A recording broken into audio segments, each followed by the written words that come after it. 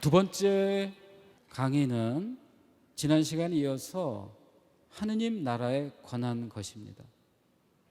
하느님의 나라는 하느님을 아빠라고 부르면서 내 안에서 하느님과 나누는 친교로 체험되고 있습니다만, 하느님의 나라는 동시에 이스라엘의 재건이라고 하는 공동체적인 차원을 가지고 있습니다. 예수님께서 12 제자를 선발하셨는데요. 예수께서 12 제자를 선발하신 것은 바로 그 12라고 하는 숫자가 상징하듯이 이스라엘의 12지파를 가리키는 것이고, 그리고 이제 이스라엘을 쇄신하시고자 하는 그러한 의지를 보여주신 것이라고 할 수 있겠습니다. 마르코복음 3장 14절 15절에 의하면 이 12은 예수님과 함께 지내게 하시고, 그리고 그들을 파견하시어 복음을 선포하게 하시고 마귀를 쫓아내는 권한을 주시고자 합니다 라고 말씀하고 있습니다. 그래서 이 12은 예수님에게 파견을 받아서 하나님의 복음을 선포하고요, 또 예수님이 보여주셨던 마귀 추방과 치유의 기적의 능력도 행사하게 됩니다. 그리고 이제 이 12이 예수님께서 영광스러운 옥자에 앉게 되시는 그러한 새로운 세상이 오게 되면 그들도 12옥자에 앉아서 이스라엘의 12지파를 심판하게 되리라고 예수님께서는 말씀하고 계십니다. 마태복음 19장 28절. 제자들은 예수님의 하느님 나라의 선포, 그리고 귀신 축출의 권능에 참여할 뿐만 아니라 새로운 세상이 도래하면 예수님과 함께 12옥자에 앉아서 이스라엘의 12지파를 심판하는 기능을 하는 심판의 권능에도 참여한다는 것입니다. 이처럼 예수님은 당신이 가지신 그러한 권능을 제자들에게 아낌없이 나눠주셨고요, 그리고 제자들과 함께 이스라엘의 재건을 위하여 헌신하셨습니다. 그리하여 예수님께서 보여주신 제자들과 이러한 하나님 나라 선포의 사명을 공히 나누고 또 이스라엘 12지파를 심판하는 그러한 권능에까지 제자들을 참여시키는 이러한 모습을 두고, 어떤 학자는 예수님의 이 메시아니즘은 단독적인 메시아니즘이 아니고 일종의 그룹으로 이루어진다 해서 그룹 메시아니즘이다라는 표현까지도 적용을 했습니다. 어떻게 보면 예수님은 당신의 권능을 독점하지 않으시고 제자들에게 아낌없이 나눠주면서 제자들도 예수님의 사명과 권능에 기꺼이 동참할 수 있도록 그렇게 초대하신 것이라고 말씀드릴 수가 있겠습니다. 이 이스라엘의 복원은 이제 구체적으로 하느님의 가족의 확장으로 나타납니다. 먼저 예수님과 함께 했던 그 사람들의 면면을 좀 보면요, 예수님께서 세례자 요한에게 세례를 받으셨는데 세례자 요한은 예수님의 친척으로 소개되어 있습니다. 그리고 예수님의 어머니 성모님과 또 예수님의 형제들이 예수님의 활동에 참여하고 있습니다. 요한복음 2장 12절에 보게 되면 가나의 혼인잔치 다음에 예수님은 어머니와 형제들과 함께 가파르나움으로 내려가셨다라고 그렇게 이야기합니다.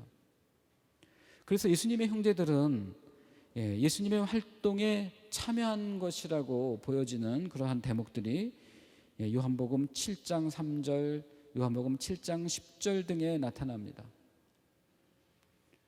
아마도 주님의 형제 야고보는 예수님의 생전에 예수님을 깊이 이해하지는 못한 것으로 보입니다만, 그러나 예수님이 부활하신 다음에 예수님의 발현을 체험하였다라고 사도 바울은 얘기를 하고 있고요. 고린토일서 9장 5절. 그리고 또 예수님의 형제 유다, 마르코복음 6장 3절에 나오는 이 유다가 유다 서간의 집필에 영향을 주었다라고 평가할 수 있다면, 예수님의 이 형제들은 예수님의 생전, 특별히 예수님의 사후에 적극적으로 예수 운동에 참여했다라고 볼 수가 있겠습니다. 그래서 유세비오라고 하는 교회사, 유세비오가 쓴 교회사에 의하면 주님의 형제 야고보는 예루살렘 교회의 첫 번째 주교가 되셨고, 또 시메온이 예루살렘 교회의 두 번째 주교가 됐는데, 이 시메온이 바로 예수님의 사촌이었던 클로파스의 아들이라고 말하고 있습니다. 그렇다면 예수님이 함께 활동했던 이 주요한 멤버들이 주로 친인척으로 구성되었다라고 하는 점에서 예수님의 이 운동은 패밀리 무브먼트와 같은 그러한 특성을 가지는 것도 사실입니다. 그러나 예수님께서는 일종의 제한을 가하기도 합니다. 예수님의 어머니와 형제들이 예수님을 찾아왔을 때 예수님이 뭐라고 말씀하시죠? 누가 내 어머니며 형제인가? 그래서 예수님의 어머니와 형제들은 예수님을 뵙지도 못하고 문전박대를 당하고 맙니다. 예수님은 하느님의 뜻을 실행하는 사람이 바로 내 형제요 누이요 어머니다라고 말씀하십니다. 그리하여 혈연 중심이 아니라 하느님의 뜻 중심의 하느님 가족의 연대성을 강조하신 것입니다. 우리가 흔히 피는 물보다 진하다라고 말합니다. 그러나 예수님께서는 이제 신앙이 피보다 진하다라고 말씀하고 계시는 거예요. 그리하여 단순한 혈연 중심의 가족 연대가 아니라 하느님의 뜻을 따르고 실천하는 그런 하느님 뜻 중심의 하느님 가족의 형성, 이것이 바로 새로운 이스라엘을 복원하는 그러한 기초가 되는 것입니다. 그리고 이 하느님의 가족에 세리와 죄인들이 포함되고요, 그리고 마침내 이방인들까지도 들어오게 됩니다. 로마 백인 대장은요, 예수님에게서 이스라엘에서 이보다 더 큰 신앙이 없다라고 하는 칭찬을 받죠. 루카복음 7장 1절에서 10절.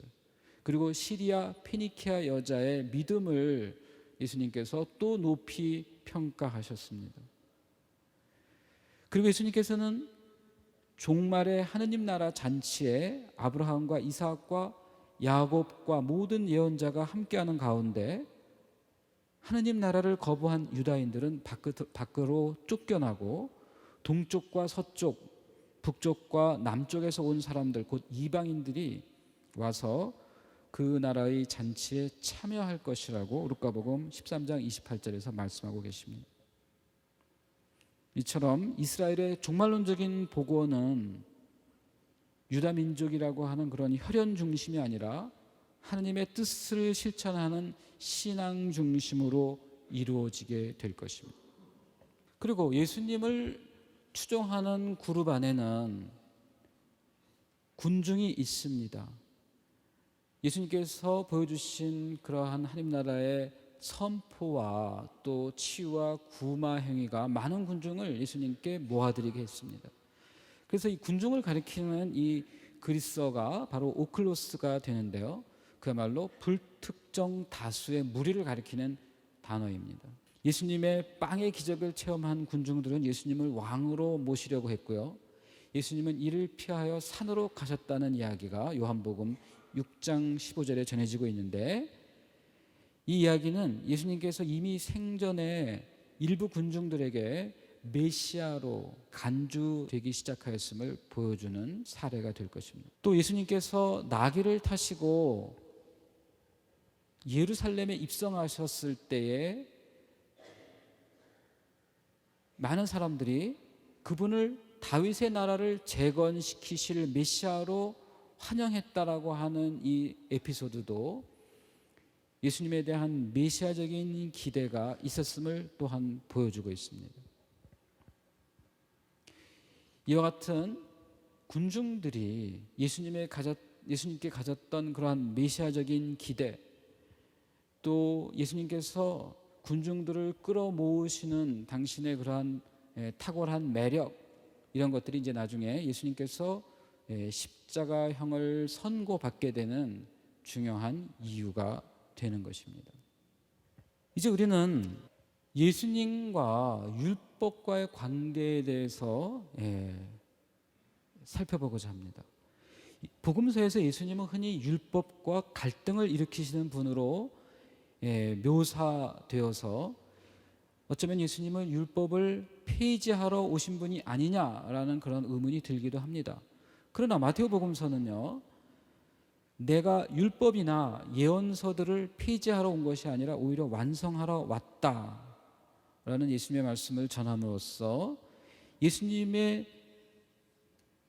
취지는 모세의 율법을 하느님 나라라고 하는 새로운 현실 안에서 재해석하시고, 그리하여 율법의 근본 취지를 다시금 되살리시고자 한다는 데 있음을 보여줍니다.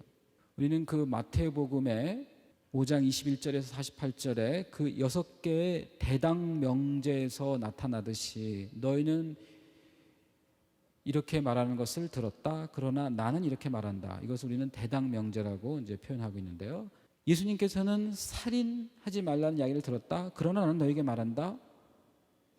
형제에게 바보라고 하거나 화를 내면은 불붙는 게hen나에 던져질 것이다, 이렇게 얘기하십니다. 너희는 간음하지 말라는 말을 들었다, 그러나 나는 음욕을 가지고 여자를 바라보면 이미 마음으로 그 여자와 간음하였다라고 예수께서는 또 선언하고 계시는 겁니다. 그리고 이혼장을 써주고 자기 부인과 이혼을 허용한 그러한 그 모세의 율법과는 달리 하나님께서 맺어주신 이 남녀의 결합을 어느 누구도 풀 수 없다라고, 그렇게 혼인이 인간적으로 풀릴 수 없는 하나님이 맺어주신 그러한 근원적인 결합임을 또 천명해 주십니다. 그리고 거짓 맹세를 하기에 앞서 아예 맹세 자체를 하지 말고 이해할 것은 이해하고 아니할 것은 아니어라고 말씀하시고요. 그리고 눈에는 눈, 이에는 이라고 하는 소위 탈리온의 법 또는 동태복수법을 이제 폭력의 포기로 대응하라고 가르치셨고요.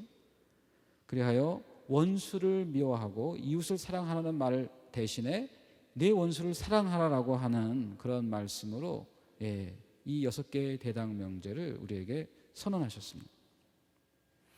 이미 세례자 요한이 강조한 사회윤리의 실천은 예수님에게서 이제 원수 사랑에 이르기까지 그러한 철저한 윤리로 나타납니다. 하나님 나라의 윤리적 실천은 나눔과 섬김으로 나타납니다. 네 겉옷을 가져가는 자는 속옷도 가져가게 내버려 두어라. 달라고 하면 누구에게나 주고 네 것을 가져가는 이에게서 되찾으려고 하지 말라. 루카복음 6장 29절. 하나님 나라의 영원한 생명을 구하는 부자에게 예수님은 가진 것을 팔아 가난한 이들에게 나누어 주고 나를 따르라고 요구하셨습니다. 철저한 무소유와 나눔이 바로 율법을 완성하는 방식이었던 것입니다. 왜냐하면 이스라엘 백성은 광야에서 그날그날의 만나로 살면서 내일을 위한 걱정도 하지 않고 모든 것을 하나님의 자비에 맡기며 살았던 것을 예수님은 무소유와 나눔으로 재현하고자 하셨던 것입니다. 예수님께서는 안식일에 손이 오그라든 사람을 치유하시고 또 안식일에 18해 동안이나 등이 굽은 여자를 고쳐주시고 또 안식일에 38해나 앉은 뱅이로 있던 병자를 배찾다 못해서 치유해 주십니다. 이것이 유다인들을 자극하는 그러한 계기가 되었습니다. 왜 당신은 일주일에 엿새 동안이나 이 사람들을 치유할 시간이 있는데 왜 하필이면 안식일에 이들을 치유하는가? 왜 안식일에 일을 하는가라고 유다인들이 비난을 했을 때 예수님은 여기에 대해서 이렇게 답변하십니다. 요한복음 5장 17절에서 내 아버지께서는 여태 일하고 계시다. 안식일에도 예수님 하나님께서는 일하고 계시다라고 하는 점을 들어서 예수님도 당신의 아버지처럼 안식일에 일한다라고 말씀하시는 겁니다.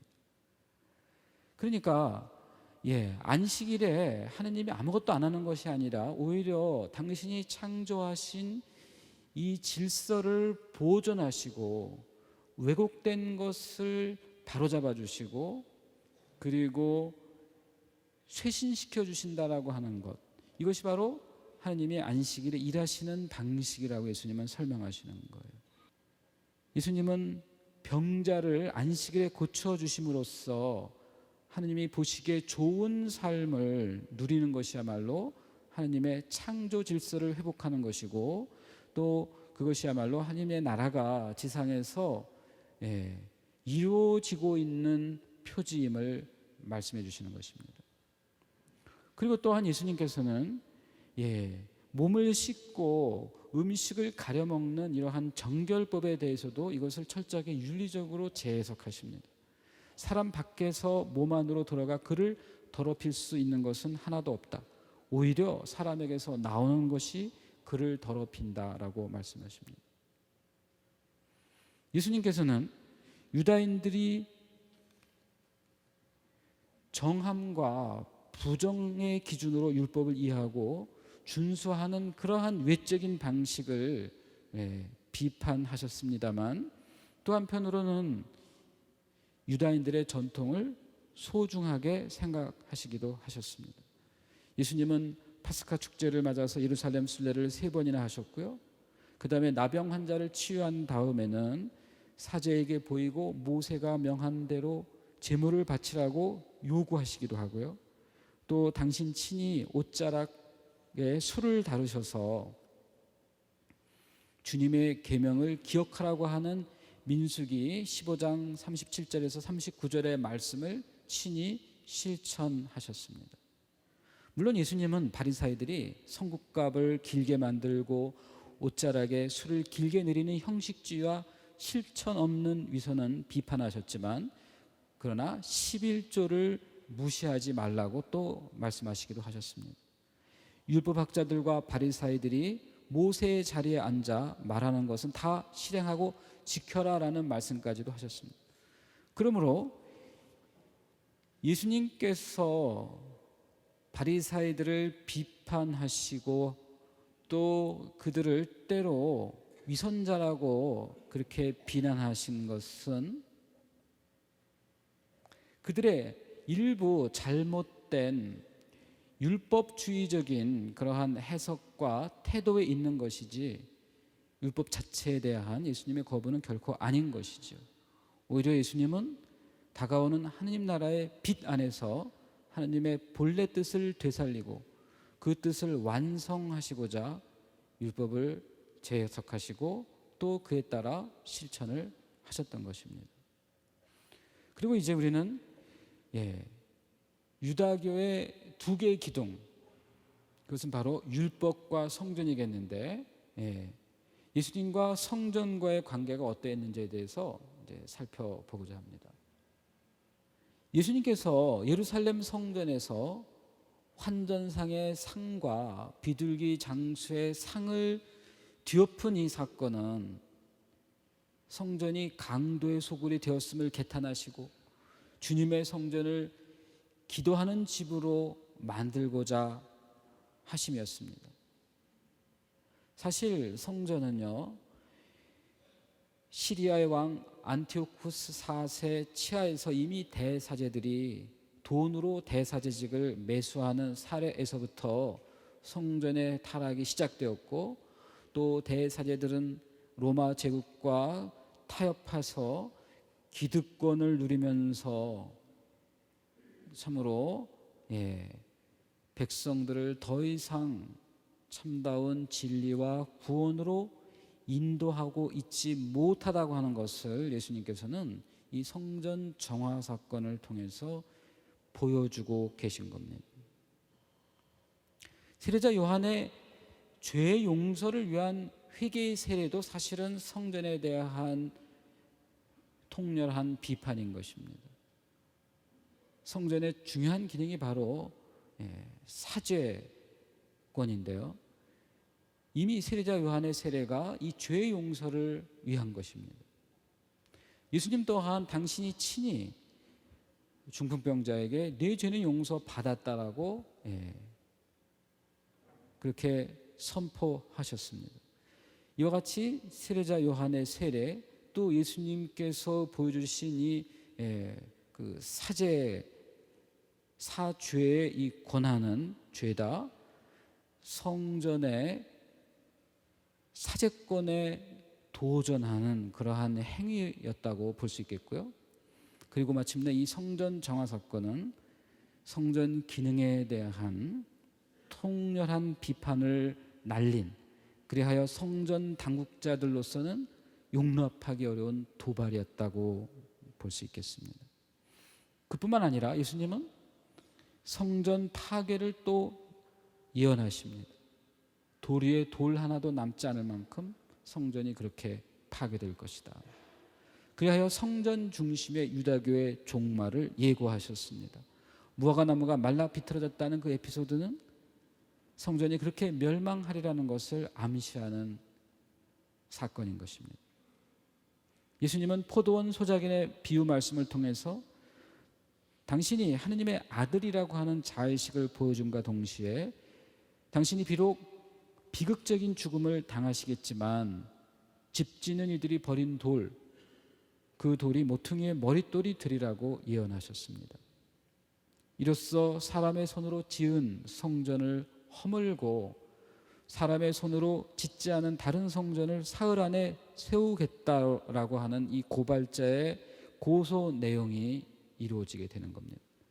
결국 예수님은 성전의 미래가 파국으로 끝날 것임을 예언하시고 당신을 중심으로 다른 성전, 곧 새로운 공동체가 세워질 것을 예상하신 것입니다. 네, 예수님께서 채찍을 휘두르시는데 좀 겁날 정도로 휘두르십니다. 네. 이제 예수님과 정치 지도자들과의 관계에 대해서 말씀드리면, 예수님께서 정치 지도자들에게 보여주신 태도 가운데 가장 인상적인 것은 바로 폭압적인 권력에 대한 비판이었습니다. 너희도 알다시피 다른 민족들의 통치자라는 자들은 백성에 군림하고 고관들은 백성에게 세도를 부린다. 그러나 너희는 그래서는 안 된다. 너희 가운데 높은 사람이 되려는 이는 너희를 섬기는 사람이 되어야 한다. 사람의 아들은 섬김을 받으러 온 것이 아니라 섬기러 왔고 또 많은 사람의 몸값으로 자기 목숨을 바치러 왔다 라고 마르코복음 10장 42절에서 45절에서 예수님이 말씀하고 계십니다. 아울러 예수님께서는 로마 제국주의에 대해서도 단호한 태도를 보이셨습니다. 황제에게 세금을 내는 문제에 관해서 예수님은 황제의 것은 황제에게 돌려주고 하나님의 것은 하나님께 돌려드리라고 그렇게 말씀하셨어요. 황제의 초상이 담긴 이 데나리오는 황제에게 돌려주면 그만이라는 것입니다. 그러나 하나님의 것은 하나님께 돌려드리라고 말했을 때 과연 무엇이 하나님의 것인가? 그것은 바로 하나님의 초상이 새겨져 있는 인간 그 자체, 인간 그 전체가 바로 하나님께 돌려드려야 할 그러한 대상이라는 것입니다. 그래서 이 말씀은 로마 제국주의의 지배를 비판하는 비록 간접적인 방식이지만 매우 결정적인 말씀이라고 하지 않을 수 없습니다. 이것을 우리는 흔히 정치와 종교를 분리하는 말씀으로 그렇게 해석하기도 합니다만, 오히려 제국주의를 비판하는 하나님 중심주의, 곧 유다이즘의 특징인 유일신 사상의 정치적인 적용이라고 보는 것이 타당하겠습니다. 권력으로 백성을 억압하는 것이 아니라 백성을 섬기는 것이 바로 하나님께서 이 세상을 다스리시는 방식인 것입니다. 그래서 예수님께서는 많은 이들을 위하여 자신의 목숨을 내어 놓습니다. 이것이 바로 하나님 나라의 지배 방식이라는 것입니다. 자, 이제 예수님께서 결국 종교 지도자들과 그리고 정치 지도자들에 의해서 체포되고 그리고 사형 선고를 받게 되는데요. 그렇다면 왜 예수님께서는 십자가형이라고 하는 사형 선고를 받으셔야만 했는가? 먼저 종교적으로는 무엇보다 성전에서 예수님께서 보여주신 그 성전 정화 사건이 예수님을 체포하는 데 결정적인 이유가 되었을 것입니다. 성전에 환전상들과 비둘기 장사들의 상을 뒤엎고 그들을 채찍으로 쫓아낸 이 사건은 성전 당국자로서는 도저히 묵과할 수도 없고 용납할 수도 없는 성전 권위에 대한, 성전 시스템에 대한 중대한 도발 행위로 그렇게 비춰졌을 겁니다. 그리고 그 이전에 이미 예수님께서 보여주신 율법에 대한 자유로운 태도, 즉 안식일의 계명에 대해서 예수님께서는 독자적인 해석을 하시고 당시 유다인들의 관습과는 달리 안식일에 치유를 하시는 이러한 그분의 행위가 바리사이들이나 율법학자들에게 몹시 거슬렸을 것이고요. 또 정결 예식에 대해서 예수님께서 보여주신 또 자유로운 태도 또한 그리하여 예수님 주변에 모여드는 그러한 많은 죄인과 세리, 특히 부정한 사람들의 이 모임이 소위 정결을 주장하고 강조하는 사람들에게 매우 눈에 가시로 비춰졌을 겁니다. 그러나 또 한편으로 정치적인 관점에서 볼 때 예수님의 이 십자가형의 사형 언도는 결정적으로 폰시우스 필라투스라고 하는 이 로마 총독에 의해서 이루어졌다는 것입니다. 십자가형은 당대 정치범에게 부여되는 가장 참혹한 형벌이었습니다. 십자가에 못 박힌 상태에서 죄수는 탈진하고 그리하여 서서히 고통 속에서 죽어갑니다. 십자가형이 얼마나 끔찍한 형벌이었는가. 그것은 십자가에서 그 죄수가 당하는 육체적인 고통뿐만 아니라 인간적인 수모까지 더해지는데 십자가형에서 그들은 나신으로 벌거벗은 상태에서 매달리게 됩니다. 우리는 흔히 손바닥에 못을 박는 것으로 생각하고 있습니다만 예루살렘에서 발견된 2000년 전에 죽은 어느 그 십자가에 달린 죄수의 유해를 조사해 보니까 그 사람의 이 손목과 그 다음에 이 발목에 못이 박혀 있는 자국이 발견되었습니다. 그래서 십자가형의 그 형태는 손목, 그 다음에 이제 발목에 그렇게 못을 박고 그리고 또 십자가형에 처하기 전에 흔히 그 로마 병사들이 채찍질을 하는데 보통 이 채찍은 2가닥 내지 3가닥으로 이루어져 있고요. 그 채찍마다 뼈 조각과 또는 쇠 조각으로 그것이 감겨져 있어서 채찍을 맞게 되면은 살점이 떨어져 나가는 그래서 온몸이 피범벅이 되는 그러한 고통을 겪을 수밖에 없다는 것입니다. 그리하여 이렇게 끔찍한 십자가형에 처하게 되는 그 이유는 다름이 아니라 로마 제국주의의 권위에 도전하는 그러한 일체 행위를 근절시키고자 하는 그러한 소위 식민지 지배자들의 어떤 단호한 의지의 표명이라고 할 수가 있겠습니다. 특별히 십자가에 달려 모든 사람들이 바라볼 수 있게 함으로써 이처럼 로마 제국주의에 도전하는 행위의 결과가 얼마나 참혹한가를 그렇게 널리 과시하고자 했던 것입니다. 사실 로마 제국의 입장에서 예수님은 유다 사회를 불안하게 만든 분이셨습니다. 예수님의 하느님 나라 선포가 로마 제국에 대한 도전으로 비춰졌고요. 그리고 예수님을 메시아라고 떠받드는 일부 군중의 기대가 로마 황제의 권위에 대한 도전으로 또한 간주될 수 있었던 겁니다. 통치자들은 군중의 열렬한 지지를 받는 사람을 늘 두려워합니다.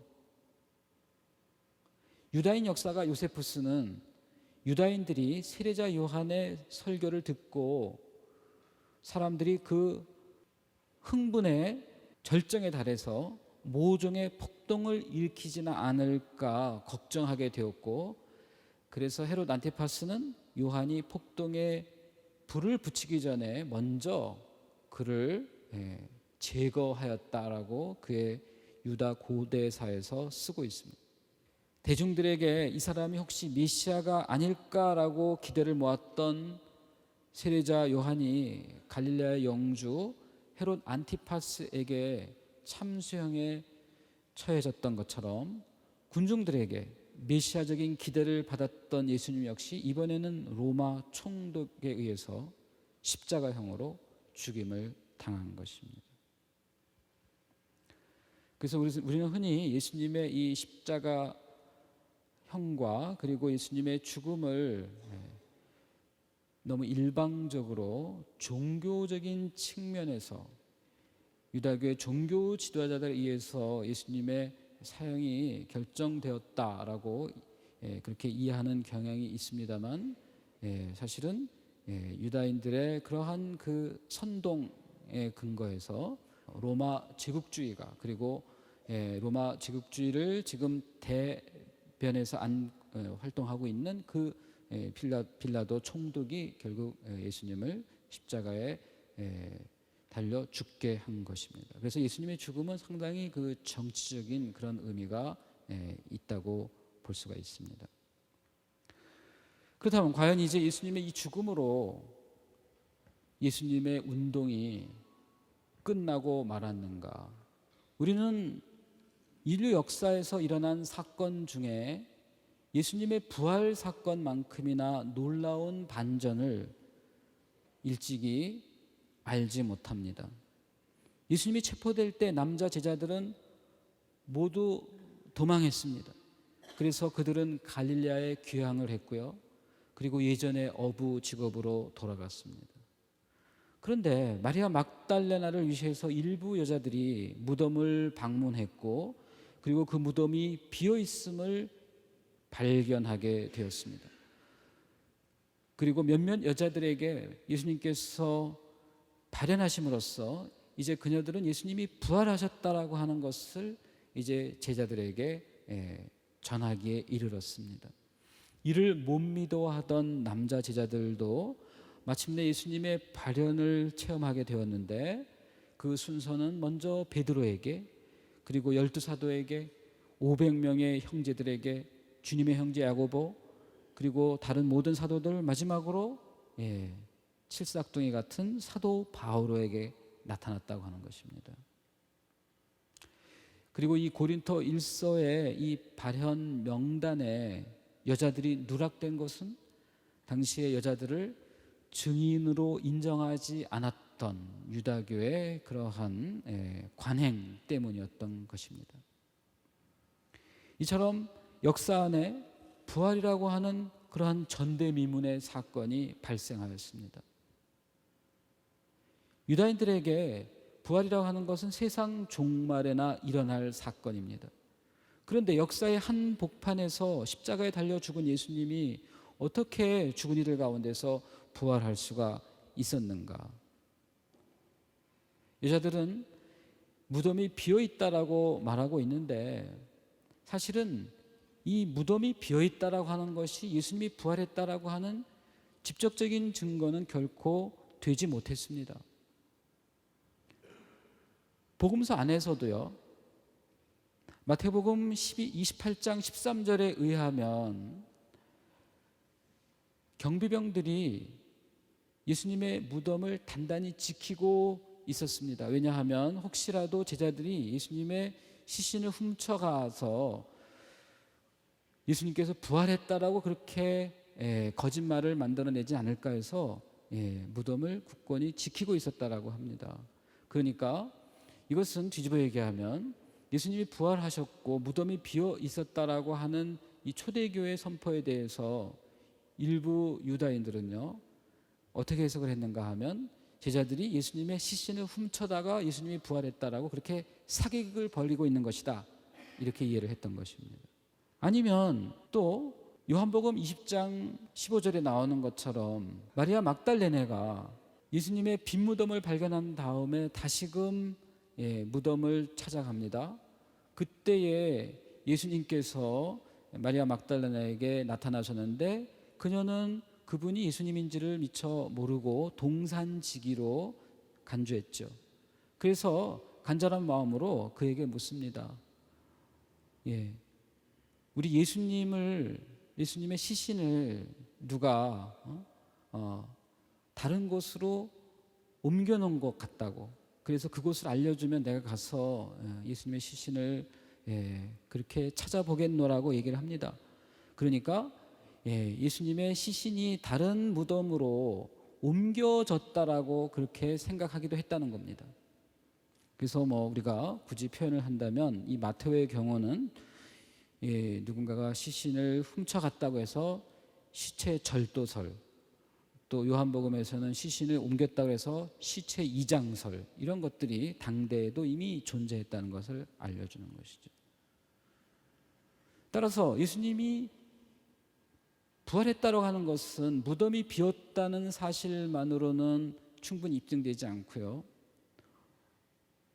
이제 예수님께서 친히 제자들에게 발현하시고 당신이 부활하셨다라고 하는 것을 그들이 그렇게 느낄 수 있도록 해 주셔야 하는 것인데, 그런데 여기에 대해서도 많은 의혹과 그리고 또 반대가 있었습니다.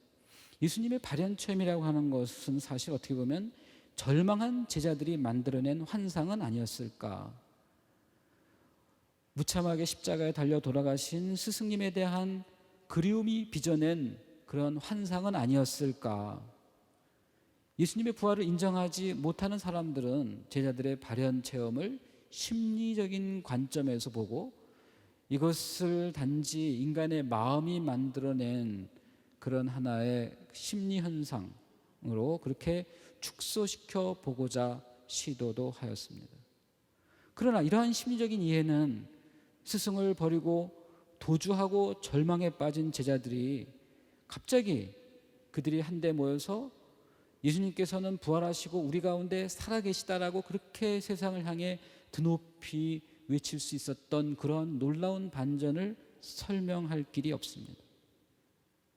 더욱이 사도 바울은 일찍이 나자렛 예수님을 만난 적도 본 적도 없는데 어떻게 그처럼 용감한 예수님의 부활의 증인이 될 수가 있었겠습니까?